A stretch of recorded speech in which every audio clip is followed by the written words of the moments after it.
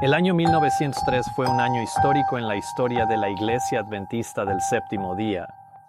1903 fue el año en que el Dr. John Harvey Kellogg, el principal médico de la Iglesia Adventista del Séptimo Día, publicó su libro médico, El Templo Viviente. Sin embargo, en el libro se mezclaban nuevos sentimientos, pensamientos e ideas acerca de la presencia y la personalidad de Dios que no estaban en armonía con la fe adventista. Estas nuevas ideas panteístas sostenían que Dios estaba presente personalmente en los objetos de la naturaleza, y para respaldar estas teorías, también se introdujeron nuevas filosofías acerca de la personalidad de Dios, su naturaleza y su presencia física. Ellen White escribió: "He tenido que escribir mucho acerca de las extrañas doctrinas y teorías expresadas en Living Temple. Si nuestro pueblo aceptara estas teorías, los pilares fuertes de nuestra fe y las verdades que han hecho a los adventistas del séptimo día lo que son, serían barridos. He tenido que mostrar la falacia de estas doctrinas, presentándolas como una especie de herejía de los últimos días. La palabra de Dios nos dice que precisamente este tipo de enseñanzas serán introducidas en este tiempo". Cuando la hermana White escribe sobre los fuertes pilares de nuestra fe y las verdades que han hecho a los adventistas del séptimo día lo que son, no se refiere a una lista indefinida o abstracta de verdades. Estos pilares de nuestra fe son los principios fundamentales publicados por primera vez en 1872 y nuevamente en 1889. Estos principios fundamentales definen la comprensión de las Escrituras que los adventistas del séptimo día mantuvieron, y por esta razón se les llama las verdades que han hecho a los adventistas del séptimo día lo que son. Son estos principios fundamentales los que han hecho a los adventistas del séptimo día lo que son, sobre los cuales ella advirtió que serían barridos por las teorías falsas contenidas en el libro del Dr. Kellogg, El Templo Viviente. Ella escribe nuevamente: "He sido instruida por el mensajero celestial que parte del razonamiento en el libro El Templo Viviente no es sólido, y que este razonamiento desviaría las mentes de aquellos que no están completamente establecidos sobre los principios fundamentales de la verdad presente. Introduce lo que no es más que especulación respecto a la personalidad de Dios y dónde está su presencia". Estas nuevas ideas panteístas acerca de la presencia y personalidad de Dios no se limitaron al Dr. Kellogg. Otros médicos bajo su influencia estaban adoptando sus ideas, y aún otros dentro de la Iglesia comenzaban a defender puntos de vista similares. La Iglesia comenzó a estar tan dividida que, para el momento del Concilio de Otoño de 1903, cuando la Iglesia Adventista del Séptimo Día se reunió en Washington, D.C., muchos temían una división en la Iglesia. Esto se debía en parte a que la hermana White aún no se había pronunciado firmemente respecto al nuevo libro de Kellogg, El Templo Viviente, pero esto cambió un par de meses antes del Concilio de Otoño. La hermana White escribió: "Una noche se me presentó claramente una escena. Un barco estaba sobre las aguas en una densa niebla. De repente el vigía gritó: 'Iceberg justo adelante'. Allí, elevándose sobre el barco, había un iceberg gigantesco. Una voz autoritaria exclamó: 'Enfréntalo'". No hubo ni un momento de vacilación. Era un momento para actuar de inmediato. El maquinista puso toda la potencia y el timonel dirigió el barco directamente hacia el iceberg. Con un estruendo chocó contra el hielo. Hubo un impacto aterrador y el iceberg se rompió en muchos pedazos, cayendo con un ruido como de trueno sobre la cubierta. Los pasajeros fueron sacudidos violentamente por la fuerza de la colisión, pero no se perdieron vidas. La nave resultó dañada, pero no irreparablemente. Rebotó tras el contacto, temblando de proa a popa como una criatura viviente. Luego continuó avanzando en su camino. Bien, yo sabía el significado de esta representación. Tenía mis órdenes. Había escuchado las palabras como una voz viva de nuestro capitán: "Enfréntalo". Sabía cuál era mi deber y que no había un momento que perder. Había llegado el momento de actuar con decisión. Debía obedecer sin demora la orden: "Enfréntalo".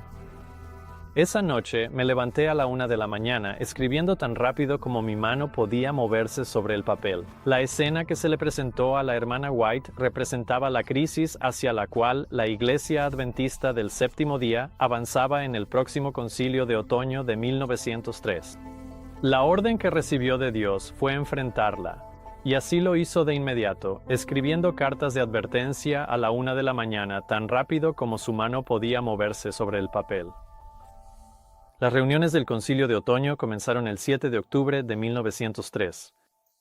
Arthur L. White, el nieto de Elena White, escribió: En los primeros días del concilio, el Dr. E. J. Wagoner, el anciano A. T. Jones y el Dr. David Paulson llegaron a Washington. El Dr. Kellogg llegó la mañana del sábado, 17 de octubre. Cuando los hombres de Battle Creek se presentaron, fue evidente para el anciano Daniels y sus asociados que nuevamente se enfrentarían al templo viviente y a la enseñanza del panteísmo. El anciano Daniels era A. G. Daniels, el presidente de la Asociación General en ese momento. Las tensiones ya eran altas en la iglesia y las cosas estaban llegando a un clímax en la reunión del Concilio de Otoño. En la noche del 17 de octubre, después de que terminó el sábado, A. G. Daniels fue confrontado por el Dr. Paulson, uno de los partidarios del Dr. Kellogg. El Dr. Paulson, quien apoyaba firmemente al Dr. Kellogg, se unió a Daniels. Mientras los dos caminaban, continuaron con la discusión del día. Al llegar a la casa donde se hospedaba Daniels, se detuvieron bajo un farol y conversaron durante un rato. Finalmente, el Dr. Paulson le señaló con el dedo a Daniels y declaró: «Estás cometiendo el error de tu vida.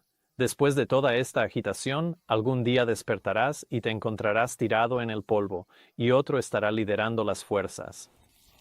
El hermano Daniel se irguió a pesar de su cansancio y desánimo, y respondió con firmeza: «No creo en su profecía. En todo caso, prefiero ser tirado al polvo haciendo lo que en mi alma creo que es correcto, que caminar con príncipes haciendo lo que mi conciencia me dice que está mal». Después de despedirse, Daniels entró en la casa donde encontró a un grupo de personas esperándolo. Parecían animados y exclamaron: «Ha llegado la liberación. Aquí hay 2 mensajes de la hermana White». Había ocurrido un milagro. Las advertencias que Ellen White había recibido acerca del barco a punto de chocar con un iceberg se estaban cumpliendo ahora en la reunión del concilio de otoño, ya que la noche anterior al último día del concilio habían llegado las cartas de la hermana White. «Nadie puede imaginarse», relata Daniels, «con cuánta ansiedad leí los documentos que habían llegado por correo mientras estábamos en medio de nuestras discusiones. Había un testimonio sumamente claro respecto a los peligrosos errores que se enseñaban en el templo viviente». Daniels continuó: «A la mañana siguiente nos reunimos de nuevo para nuestro concilio.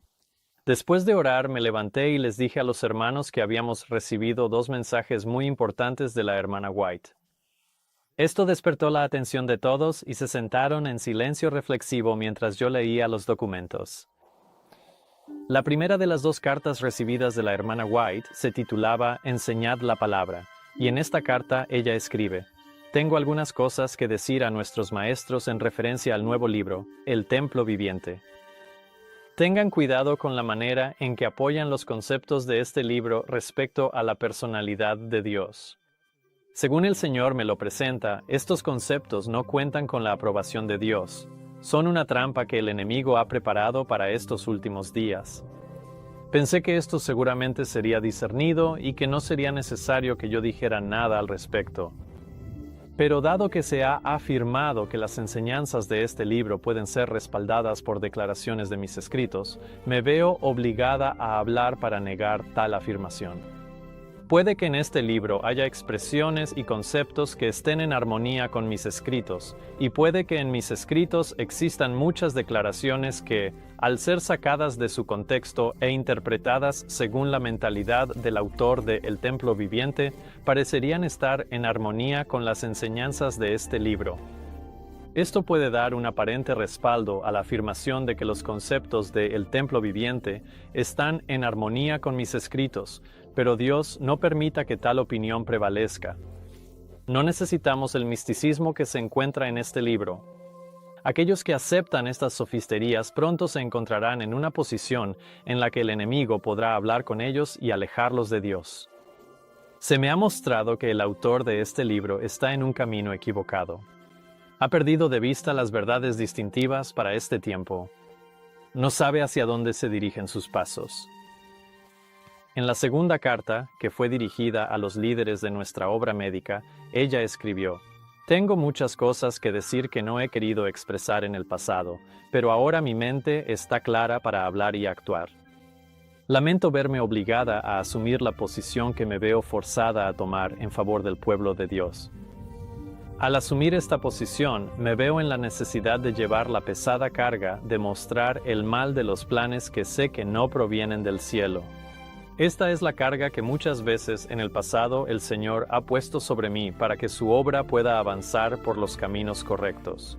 Cuánto cuidado y ansiedad, cuánta angustia mental y agotador trabajo físico podrían habérseme ahorrado en mi vejez, pero aún así me veo en la necesidad de entrar en la batalla y de cumplir, en presencia de asambleas importantes, el deber que el Señor ha puesto sobre mí. El deber de corregir el mal proceder de hombres que profesan ser cristianos, pero que están realizando una obra que tendrá que ser deshecha con gran pérdida, tanto financiera como en el debilitamiento de la confianza del pueblo». Al leerse estas palabras en presencia de la asamblea, todos reconocieron que una voz divina les hablaba a través de las cartas de la mensajera inspirada. Sin dejar lugar a dudas, Elena White escribió condenando enérgicamente el proceder del Dr. Kellogg, su libro y sus ideas. Por fin, el mensajero de Dios había hablado acerca de la crisis y fue considerado como la voz de Dios ante los adventistas del séptimo día en el concilio.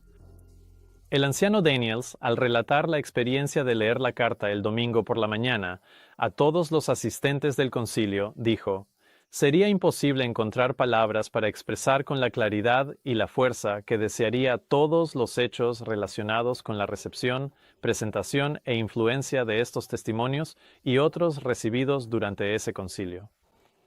Nunca antes había visto pruebas tan claras de la dirección de un ser infinitamente sabio como las que se manifestaron en relación con estas experiencias. Solo una mente divina pudo haber previsto nuestra situación y nuestras necesidades, y habernos enviado la ayuda exacta que necesitábamos en el momento preciso. Habíamos llegado a una encrucijada. Era evidente que estábamos ante una división total entre los principales líderes, y pronto se habría pedido al pueblo que tomara partido.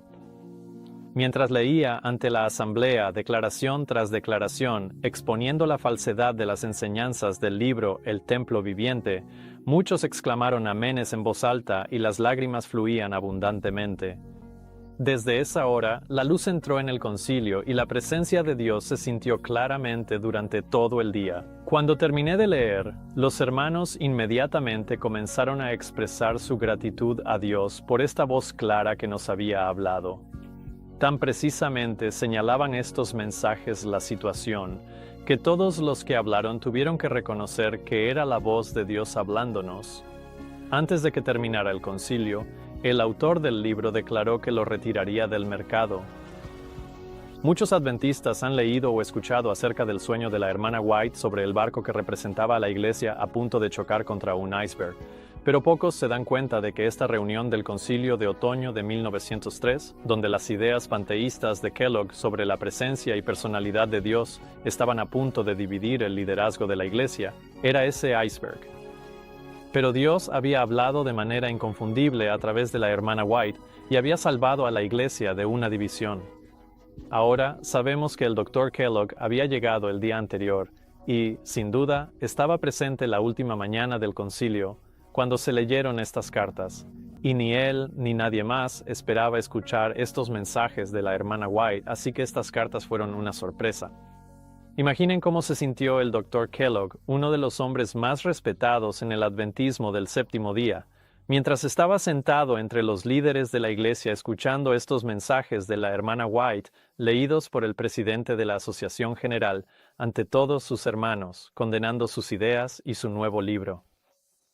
¿Qué experiencia tan humillante debió de ser esta para el Dr. Kellogg?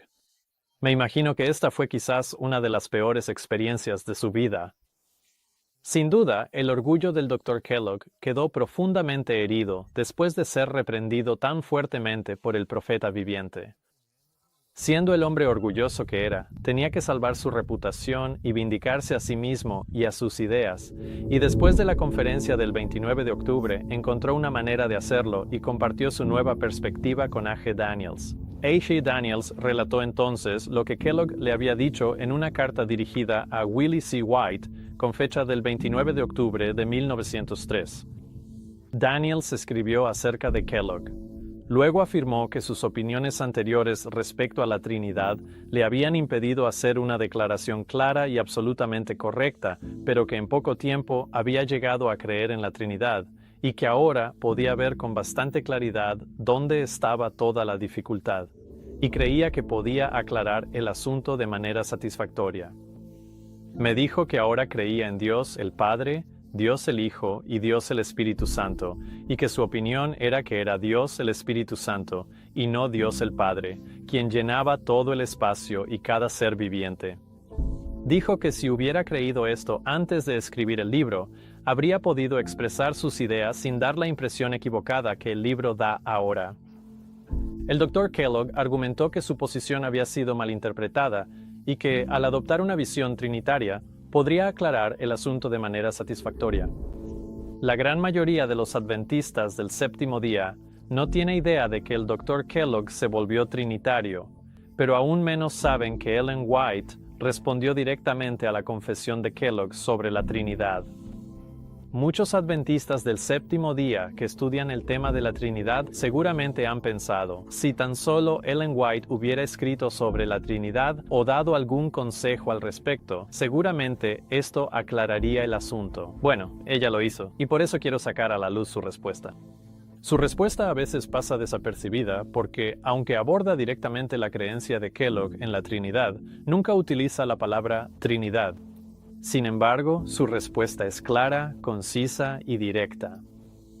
Esta carta de A.G. Daniels a Willie C. White sobre la creencia de Kellogg en la Trinidad fue fechada el 29 de octubre y, solo unos días después, el 4 de noviembre, Willie White respondió diciendo: «Mamá y yo acabamos de leer tu carta del 29 de octubre». Después de hablar sobre el templo viviente y los planes del Dr. Kellogg para revisar el libro, Willie White escribe sobre su madre. Creo que ella te escribirá pronto expresando sus opiniones al respecto. Agregó nuevamente hacia el final de su carta. Creo que será necesario emitir un testimonio especial pronto, y este debe contener una declaración muy completa y clara sobre el lado positivo de esta cuestión, así como artículos que señalen los errores en las enseñanzas de aquellos que se han apartado de la verdad mediante teorías fascinantes y engañosas. En su respuesta, Willie White se refería específicamente al Dr. Kellogg cuando hablaba de aquellos que se han apartado de la verdad, y esto lo hacía con pleno conocimiento de la creencia del Dr. Kellogg en la doctrina de la Trinidad, la cual Willie White había clasificado entre esas teorías fascinantes y engañosas. Según la carta de Willie White, él afirmó que su madre, Ellen White, pronto respondería a esta carta que contenía la creencia del Dr. Kellogg en la Trinidad, y efectivamente, ella respondió. Ellen White respondió en la carta 253, fechada el 20 de noviembre de 1903. La mayoría de los adventistas del séptimo día ni siquiera se dan cuenta de que la hermana White le escribió a Kellogg acerca de su creencia en la Trinidad, pero esto se debe a que la mayoría de los adventistas del séptimo día no conocen el contexto en el que se escribió esta carta, ni han seguido esta correspondencia entre A.G. Daniels, Willie C. White y su madre, Ellen White. Una vez más, sabemos que la carta 253 es una respuesta de la hermana White a la doctrina de la Trinidad porque la carta de A.G. Daniels a Willie C. White sobre que Kellogg había llegado a creer en la Trinidad estaba fechada el 29 de octubre, y cuando Willie C. White respondió 6 días después, escribió: «Mi madre y yo acabamos de leer tu carta del 29 de octubre». Así que sabemos con certeza que Ellen White escribió: «Ya leí esta carta sobre cómo Kellogg llegó a creer en la Trinidad, y sabemos que ella respondió porque Willie C. White nos dijo, creo que pronto le escribirá expresándole sus opiniones al respecto». Y así fue, 16 días después, el 20 de noviembre de 1903. Ellen White respondió directamente al Dr. Kellogg con las siguientes palabras: Querido hermano, debo decirle que sus ideas respecto a algunas cosas han sido decididamente erróneas. Ahora, deténgase aquí un momento, porque muchos teólogos adventistas argumentan que Ellen White se volvió trinitaria ella misma en 1898. Woodrow Wilson, un teólogo adventista del séptimo día y coautor del libro Trinidad, por ejemplo, escribió: a finales de la década de 1880, Ellen White era inequívocamente trinitaria en la expresión de sus convicciones respecto a la plena divinidad de Cristo. Si esta afirmación fuera cierta y el Dr. Kellogg llegó a creer en la Trinidad en 1903, ¿por qué Ellen White comenzaría su carta hacia él diciendo: debo decirle que sus ideas respecto a algunas cosas han estado decididamente equivocadas? Si esto no suena como si Ellen White estuviera a favor de las opiniones de Kellogg, es porque no lo estaba. Las ideas panteístas del Dr. Kellogg eran un error, y su adopción de la doctrina de la Trinidad fue solo la adopción de otro error más. La hermana White continúa en su carta diciendo: hay muchas cosas que debe superar antes de poder ser salvo. En el corazón que no es guiado por Dios, hay algo que lo lleva a desear ser sostenido en su camino equivocado.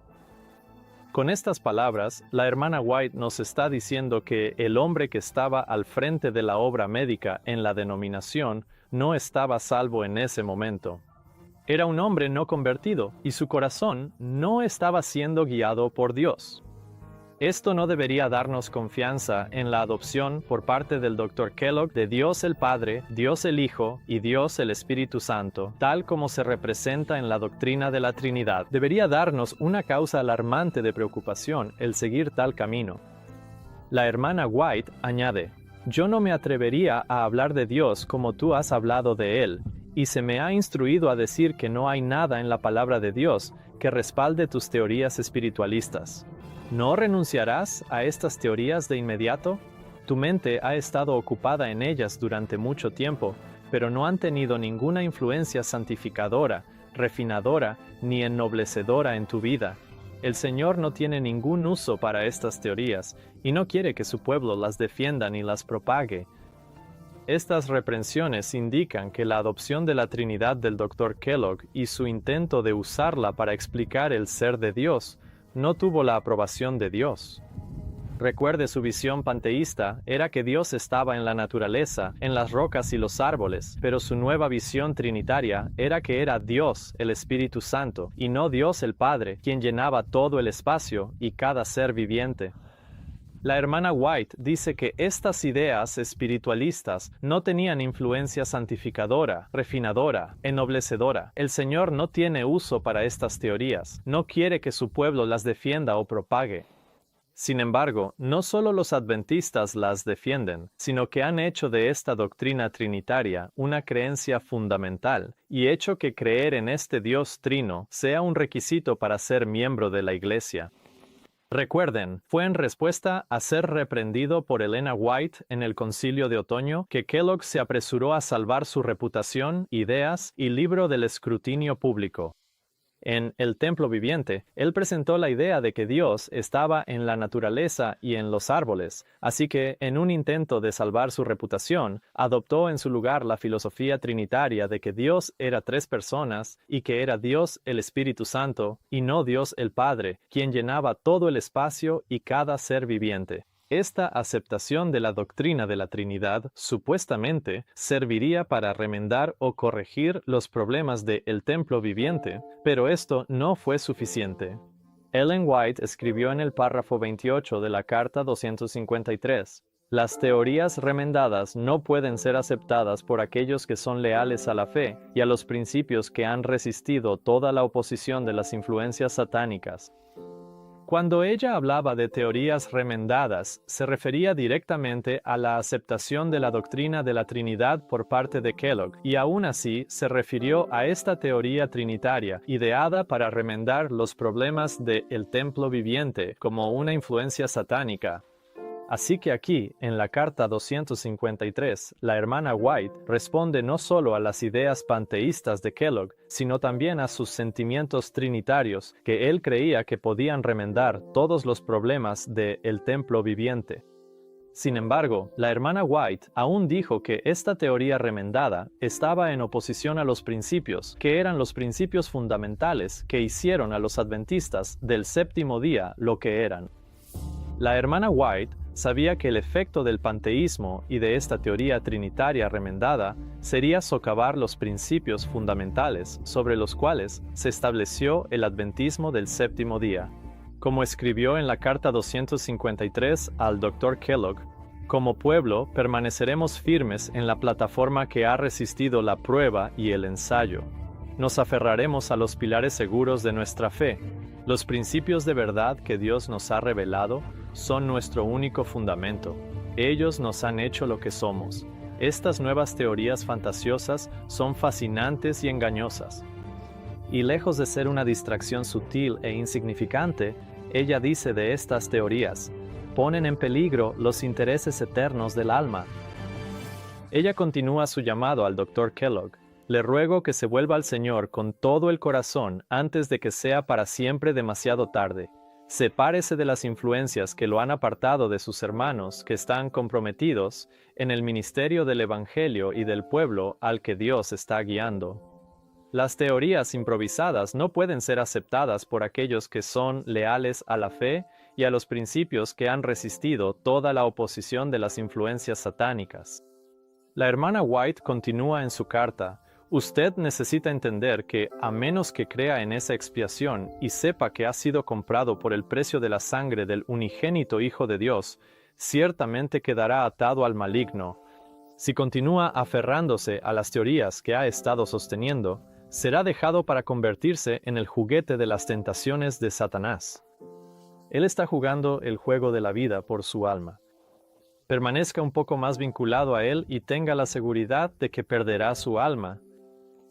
Entre las teorías que Kellogg estaba abrazando en ese momento se encontraba la doctrina de la Trinidad, que acababa de aceptar semanas antes y a la cual Ellen White estaba respondiendo directamente ahora.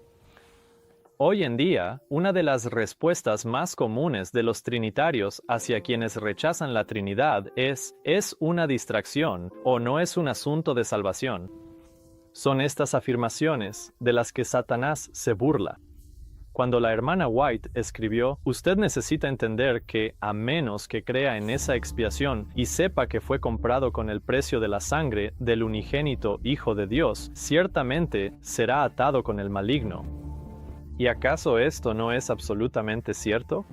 ¿No corroboran las Escrituras la importancia de creer que Cristo es el Hijo de Dios diciendo, ¿quién es el que vence al mundo, sino el que cree que Jesús es el Hijo de Dios? El Trinitario no puede tener esta fe que vence al mundo, ya que si Cristo nunca tuvo un principio, en realidad no puede ser un hijo. Y si no es un hijo, ciertamente no es el unigénito Hijo. Y con un razonamiento como este, la fe que vence al mundo es suplantada por interpretaciones espiritualistas que son la raíz y el pilar central de la doctrina del Anticristo. La Iglesia Católica Romana declara en el Catecismo Católico: el misterio de la Santísima Trinidad es el misterio central de la fe cristiana. Y en el Manual para el Católico de hoy leemos: el misterio de la Trinidad es la doctrina central de la fe católica. Sobre ella se basan todas las demás enseñanzas de la Iglesia. Incluso entre los ministerios adventistas hay quienes hablan con celo en contra de las doctrinas de Roma, mientras que ellos mismos abrazan el misterio central del romanismo y enseñan que el Dios del Anticristo es el Dios de los mensajes de los tres ángeles. Aunque sean sinceros, no deja de ser blasfemia. Para obtener más información sobre la Iglesia Adventista del Séptimo Día y la Iglesia Católica Romana, profesando creer en el mismo Dios, vea el video titulado El futuro de la unidad y el rastro de la serpiente. Ahora bien, la hermana White ciertamente sabía que uno de los principios de la Trinidad es que Cristo no se convirtió en el Hijo de Dios hasta la encarnación, porque ella abordó este punto en su carta al Dr. Kellogg cuando dijo: "Nuestra redención no fue realizada por el Hijo de Dios permaneciendo en el cielo, sino por el Hijo de Dios haciéndose encarnado, tomando la humanidad sobre sí y viniendo a este mundo. Así, la vida eterna nos fue traída. Lo que la autoridad, los mandamientos y las promesas no pudieron hacer, Dios lo hizo viniendo a este mundo en semejanza de carne pecaminosa". Al escribir que nuestra redención no fue realizada por el Hijo de Dios permaneciendo en el cielo, ella estaba mostrando que Cristo era, de hecho, el Hijo de Dios mientras estaba en el cielo. Y con las palabras "y viniendo a este mundo", ella muestra que Cristo era, en verdad, el Hijo de Dios en el cielo antes de venir a este mundo. Ella escribe: "Cuando Cristo anunció por primera vez a la hueste celestial su misión y su obra en el mundo, declaró que dejaría su posición de dignidad y disfrazaría su santa misión asumiendo la semejanza de un hombre, cuando en realidad Él era el Hijo del Dios infinito. Cristo no se convirtió en el Hijo de Dios al venir a nuestro mundo. Él era el Hijo de Dios antes de que el mundo fuera creado. Y el Hijo de Dios fue entonces enviado a nuestro mundo, exactamente como testifica la Escritura. En esto se manifestó el amor de Dios para con nosotros, en que Dios envió a su Hijo unigénito al mundo, para que vivamos por Él". Y Marta afirmó este entendimiento cuando dijo: "Yo creo que tú eres el Cristo, el Hijo de Dios, que había de venir al mundo". Sin embargo, hoy en día la denominación rechaza por completo la filiación preexistente de Cristo, lo cual es sinónimo de rechazar su divinidad. Por lo tanto, no fue por casualidad que la hermana White hablara de la filiación preexistente de Cristo, llamándolo el Hijo de Dios mientras estaba en el cielo. Y con estas declaraciones, ella está, en esta carta al Dr. Kellogg, abordando las ideas y principios erróneos que son la base de la creencia del Dr. Kellogg en la Trinidad, que sigue siendo el razonamiento de los trinitarios adventistas del séptimo día hoy en día. Continuando su carta al Dr. Kellogg, ella dice: "Hermano mío, debo decirle que usted tiene poca conciencia de hacia dónde han estado tendiendo sus pasos. Usted se ha estado atando a aquellos que pertenecen al ejército del gran apóstata. Su mente ha estado tan oscura como Egipto. Si usted cae sobre la roca y se quebranta, Cristo lo aceptará, pero ha estado parado en el terreno del enemigo, haciendo su obra. El mundo religioso está recorriendo rápidamente el mismo camino que usted ha estado siguiendo. Si continúa por este camino, tendrá mucha compañía, pero ¿cuál será el final?".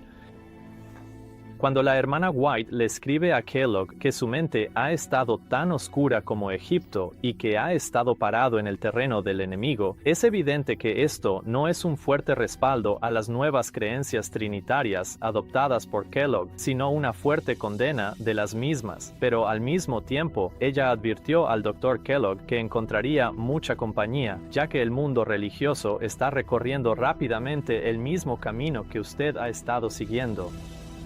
Hoy en día, el Consejo Mundial de Iglesias, la fe católica romana y las confesiones protestantes por igual profesan una creencia en la Trinidad. Pentecostales, carismáticos, evangélicos, fundamentalistas, católicos, metodistas, bautistas, presbiterianos y así sucesivamente. Bueno, todos ellos dirían: creemos en la Trinidad, creemos en la Biblia, creemos en la resurrección, creemos que la salvación es a través de Jesucristo. Estos son los grandes temas. Creemos en la Trinidad. Estos son los grandes temas. Todo el mundo puede ser convertido según el orden de Satanás, pero la hermana White advierte: ¿pero cuál será el fin? En su llamado al Dr. Kellogg, la hermana White continúa: "Durante tanto tiempo has estado caminando en tinieblas. Durante tanto tiempo has seguido tu propio camino, que puedes sentirte fuertemente tentado a resistir este llamado que te hago. Si no fuera porque tus intereses eternos están en juego, no te hablaría sobre este tema". Lejos de ser una distracción, la hermana White sabía el camino que él estaba siguiendo, que sus intereses eternos estaban en juego. ¿Y no es este el caso entonces con los adventistas del séptimo día de hoy que, como Kellogg, profesan creer en la Trinidad, en Dios el Padre, Dios el Hijo y Dios el Espíritu Santo? ¿No están también tales adventistas del séptimo día, como el Dr. Kellogg, caminando en tinieblas y siguiendo su propio camino? ¿No están también los adventistas del séptimo día fuertemente tentados a resistir tales llamados que se les hacen para volver a los principios fundamentales, no trinitarios de los primeros 50 años de la Iglesia Adventista? La hermana White termina su llamado al Dr. Kellogg con las siguientes palabras: ¿No harás un esfuerzo completo, decidido y semejante a Cristo para romper el hechizo que Satanás ha echado sobre ti? Él ha tenido gran poder sobre tu mente y te ha influenciado por caminos equivocados. Él piensa que ahora puede retenerte. ¿No lo derrotarás y lo decepcionarás? Te escribo como lo haría a un hijo. Aléjate del enemigo, el acusador de los hermanos. Dile: apártate de mí, Satanás. He cometido un grave pecado al escuchar tus sugerencias. No las escucharé más. Te ruego, por el bien de tu alma, que resistas al tentador para que huya de ti. Acércate a Dios y Él se acercará a ti. Perderás el cielo a menos que caigas sobre la roca y seas quebrantado. ¿Cómo es posible que, entendiendo esta carta del 20 de noviembre de 1903 como una respuesta a la creencia del Dr. Kellogg en la Trinidad, alguien pueda seguir el mismo camino y tener la audacia de decir que está caminando en la luz, cuando la profetisa respondió a la adopción de la Trinidad por parte de este hombre diciendo: si continúas atesorando las teorías que has estado atesorando, serás dejado para convertirte en el juguete de las tentaciones de Satanás? En la aceptación de la Trinidad por parte de Kellogg, la hermana White no lo elogió. Ella no dijo que él estaba en el camino correcto, ni que su mente estaba siendo guiada por Dios. Por el contrario, todas sus advertencias iban en sentido opuesto. ¿Cómo pueden los adventistas del séptimo día seguir creyendo en esta doctrina romana a la luz de esta carta? Dejo estas preguntas para que las respondan aquellos que están siguiendo los pasos del hombre cuya mente estaba tan oscura como Egipto. Es el adversario de las almas de quien se nos ha advertido que tuvo gran poder sobre la mente de Kellogg y lo ha influenciado por caminos equivocados. Es triste más allá de toda expresión que, a pesar de las numerosas advertencias de la hermana White, incluida la Carta 253, la denominación corporativa adventista del séptimo día haya decidido dejarse influenciar por la misma fuerza y seguir los mismos caminos. Permítanme también indicar que Dios el Padre, Dios el Hijo y Dios el Espíritu Santo participaron todos en la creación literal de este mundo. Por lo tanto, la respuesta de la hermana White a la creencia del Dr. Kellogg en la doctrina de la Trinidad puede ser apropiada y directamente dirigida a la denominación corporativa hoy en día. Las mismas palabras aplican: acérquense a Dios y Él se acercará a ustedes. Perderán el cielo a menos que caigan sobre la roca y sean quebrantados.